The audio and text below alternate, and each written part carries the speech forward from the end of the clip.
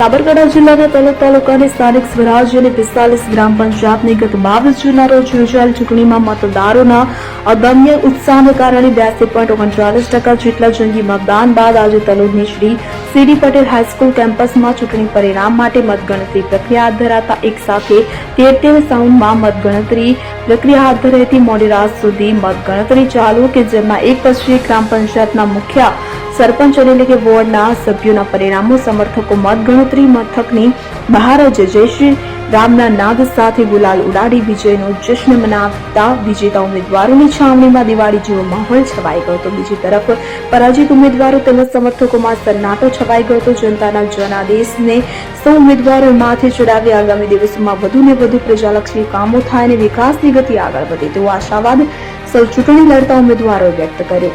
તો હાથ ધરાયેલ ગ્રામ પંચાયતની ચૂંટણીમાં મતગણતરીને પગલે કોઈ અનિચ્છનીય બનાવ ન બને તેને શાંતિપૂર્ણ રીતે મતગણતરી થાય તે માટે તલોદ પીઆઈ ચૌધરી સાહેબની નિગરાની હેઠળ ચુસ્ત બંદોબસ્ત ગોઠવાયો હતો। સ્થાનિક પોલીસ સતત ખડે પગે રહી કાયદો અને વ્યવસ્થાની સ્થિતિને જાળવી હતી। એક સાથે 45 જેટલી ગ્રામ પંચાયતની ચૂંટણી પ્રક્રિયા નિર્વિઘ્ને સંપન્ન થતા સમગ્ર તંત્રએ હાશગારો અનુભવ્યો હતો।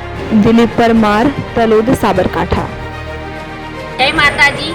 જે પણ વ્યક્તિએ મને સર્વાંગી વિકાસ માટે મત આપ્યો છે એમનો કિંમતી સમય બગાડીને કિંમતી મને મત આપ્યો એ હું આ ગામના વિકાસ માટે કરીશ અને મને જે વિજય બનાવી એ સર્વ વિજય આપ સર્વે ઉપર જાય છે અને આપના ગામનું કિંમતી મત મને આપી જીતાવી વિજય કરાવી એ વિજય આપ સૌનો છે અને હું મત ભેદભાવ વગર હું બધાનું સર્વે સારો વિકાસના અર્થે કામ કરીશ એવી હું સર્વેને નમ્ર અપીલ કરું છું।